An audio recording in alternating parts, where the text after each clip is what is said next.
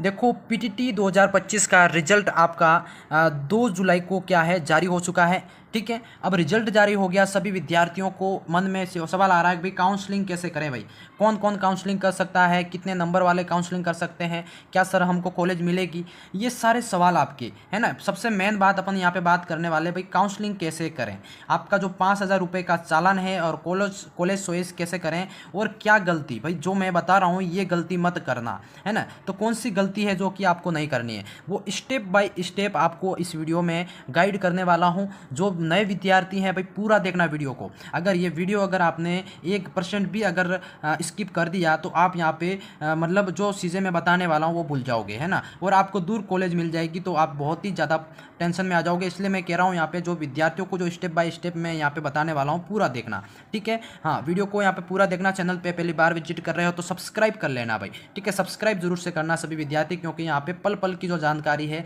Counselling से लगा के कॉलेज अलॉटमेंट तक की पूर्ण जानकारी यहाँ पे देने वाला हूँ। ठीक है, तो अब शुरू करते हैं इस वीडियो को, सभी विद्यार्थी एंड तक देखते रहना। देखो सबसे पहले आपको यहाँ पे क्या करना है, पहला स्टेप जो होगा मेरे प्यारे साथियों ध्यान से देखना सारे विद्यार्थी। ठीक है भाई, यहाँ पे काफ़ी इंपॉर्टेंट चीज़ें जो कि आपके साथ शेयर करने वाला हूँ मेरे साथियों। देखो पीटीटी काउंसलिंग प्रक्रिया चरण दर, देखो पीटीटी काउंसलिंग प्रक्रिया चरण दर क्या है यहाँ पे देखो।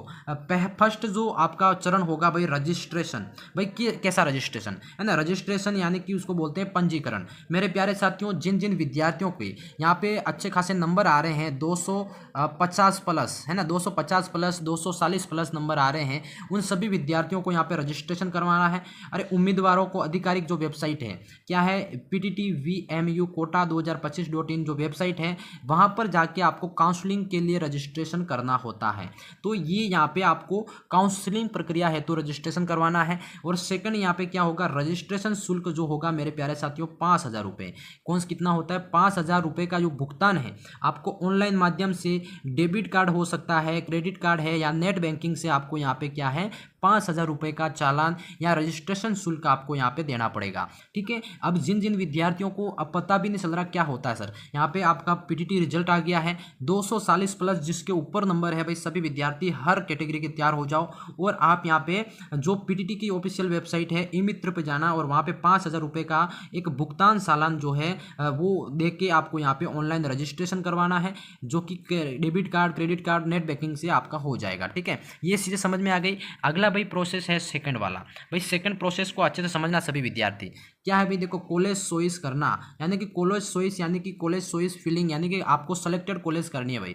उम्मीदवार को राजस्थान के विभिन्न जो बीएड कॉलेजों में से अपनी प्राथमिकता के अनुसार कॉलेजों को चयन करना होता है। यानी कि इस प्रक्रिया में क्या होता है कि राजस्थान की विभिन्न जो बीएड कॉलेज हैं उसमें अपनी प्राथमिकता के अनुसार अपने रोल नंबर, अपने अपने नंबर के हिसाब से आपको यहाँ पे कॉलेज चूज करनी होती है। तो मेन चीज़ एक ये करनी है। सेकंड यहाँ पे क्या है, जितनी अधिक कॉलेजों का चयन करोगे उतना ही अधिक विकल्प मिलेगा। मेन चीज़ ये ध्यान रखना भाई, आप ये सोचोगे कि मेरे तो इतने नंबर आ रहे हैं तो मैं यहाँ पे इतने ही कॉलेज भर देता हूँ, 20 कॉलेज भर देता हूँ, 10 कॉलेज भर देता हूँ, ऐसा नहीं है। जितनी अधिक कॉलेज भरोगे उतना अधिक आपको यहाँ पे विकल्प मिलेगा, आपका ये मेन चीज़। ठीक है, समझ गए सेकंड ऑप्शन। अब मेरे प्यारे साथियों थर्ड चीज़ें यहाँ पे है काफ़ी इंपॉर्टेंट, सभी जानकारी दे रहा हूँ। वीडियो पसंद आ रहा है तो लाइक करना, चैनल को सब्सक्राइब कर लेना सारे विद्यार्थी। देखो अगला है भाई सीट अलॉटमेंट। क्या है सीट अलॉटमेंट, ये देखो आप काउंसलिंग कॉलेज चॉइस कर दोगे, इसके बाद आपके यानी कि 6 से 7 दिन बाद आपके क्या है सीट अलॉटमेंट होती है। चॉइस जो फिलिंग के बाद आप मेरिट, भाई देखो आपकी जो मेरिट होती है, मेरिट और आरक्षण के आधार पर दो चीज़ें यहाँ पे मायने रखती है, एक तो मेरिट और एक आरक्षण। उसके आधार पर उम्मीदवारों को यहाँ पे कॉलेज अलॉट किया जाता है। यानी कि आज आपका रिजल्ट आ गया, कल आपके क्या है प्यारे विद्यार्थियों काउंसलिंग स्टार्ट हो जाएगी और फिर आप कॉलेज चॉइस करोगे है ना। इसके बाद फिर कॉलेज चॉइस करने के आपको 4 से 5 दिन दिए जाएंगे। इसके बाद आपको 4 से 5 दिन बाद आपके यहाँ पे सीट अलॉटमेंट होगी और जिसमें आपको मेरिट और आरक्षण के आधार पर आपको कॉलेज आवंटित किया जाएगा, कॉलेज मिलेगा। ठीक है, अलॉटमेंट रिजल्ट, जो अलॉटमेंट रिजल्ट है भाई आपकी कॉलेज कैसे देखोगे, वो वेबसाइट पर जारी किया जाएगा। पीटीटी की जो वेबसाइट मैंने फर्स्ट में बताई उस पर आपको अलॉटमेंट जारी किया जाएगा, वहाँ से देख सकते हो आप।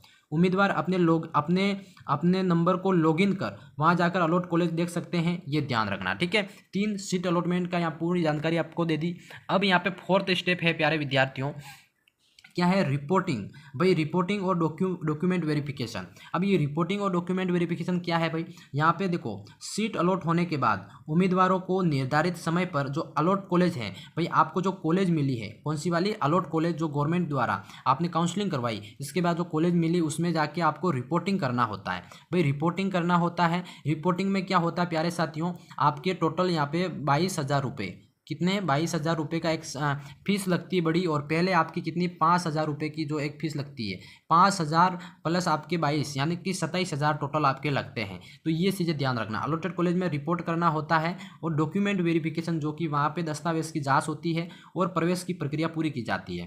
भाई देखो यहाँ पे 22,000 का एक अमाउंट बहुत बड़ा लगता है जो कि आपको पहले से अरेंज करके रखना है। 22 क्या, मैं तो कहता हूँ यहाँ पे आपको 25 से 30,000 रुपये यहाँ पे एक्स्ट्रा करके रखने हैं, क्योंकि कॉलेज में आपको अलग अलग जो मतलब प्रक्रिया है वहाँ पे अलग अलग पैसे लगने वाले हैं, आपके किट हो गया, इसलिए हर चीज़ का पैसा यहाँ पे डबल लगने वाला है। ठीक है, तो दस्तावेज की जांच होती है और फिर प्रवेश प्रक्रिया पूरी होती है, ये चीज़ें ध्यान रखना।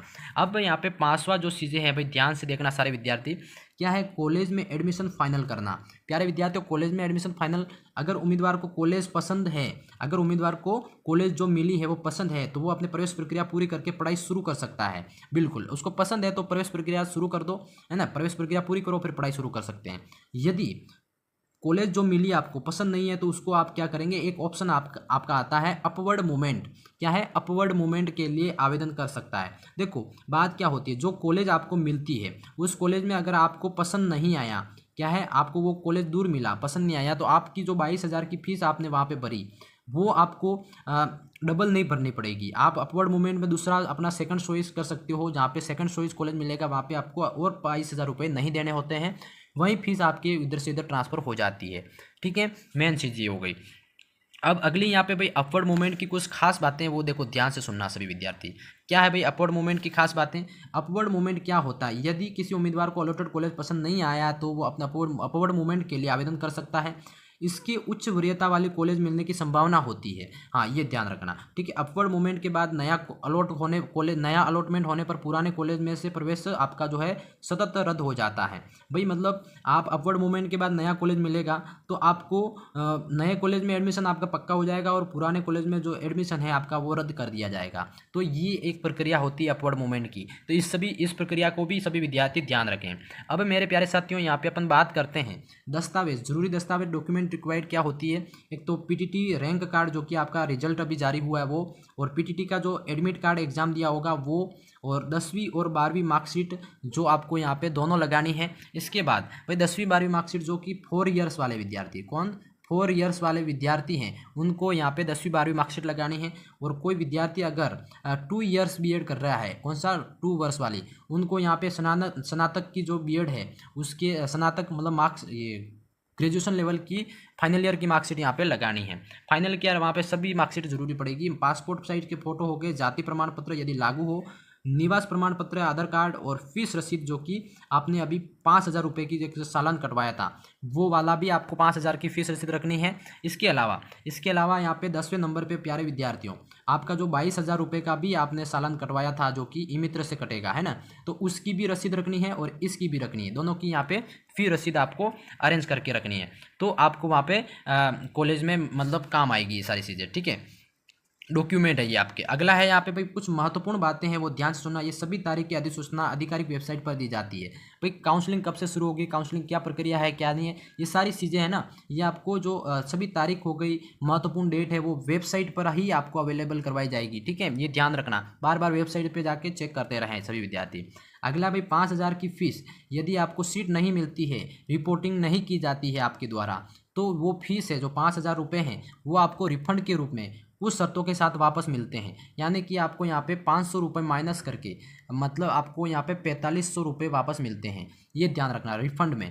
ठीक है, बाकी आरक्षण नीति राज्य सरकार के नियमों के अनुसार लागू होती है। तो ये कुछ बातें थी पीटीटी की, स्टेप बाय स्टेप मैंने यहाँ पे बताई। वीडियो कैसा लगा कमेंट में जरूर बताना। बाकी आपके कितने नंबर आ रहे हैं पीटीटी के अंदर, और आपकी क्या आप काउंसलिंग कर सकते हैं या नहीं कर सकते हैं, वो सब चीज़ें आपकी कोई डाउट हो तो कमेंट सेक्शन में ज़रूर बताना। मैं ज़रूर आपको यहाँ पे हर चीज़ सोल्व कराने की कोशिश करूँगा। और आगे सब पूर्ण तरह की जो जानकारी देखना चाहते हो तो वीडियो को लाइक करना, चैनल को सब्सक्राइब कर लेना।